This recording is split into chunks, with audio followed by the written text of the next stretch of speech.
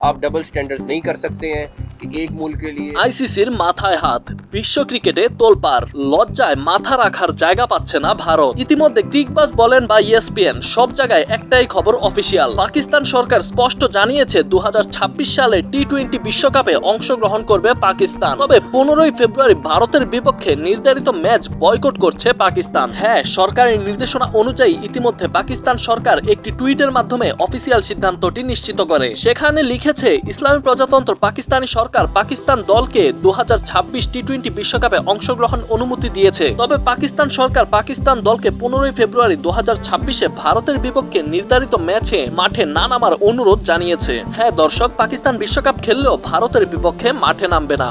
সরকার থেকে ইতিমধ্যে এই সিদ্ধান্তটি নিয়েছে পাকিস্তান। বাংলাদেশকে সঙ্গ দিয়ে পাকিস্তান যে সিদ্ধান্ত নিয়েছে, এই ঋণ কি শোধ করতে পারবে বাংলাদেশ? অনেক জল্পনা কল্পনার পর সর্বশেষে পাকিস্তান একটি বড় সিদ্ধান্ত নিয়েছে।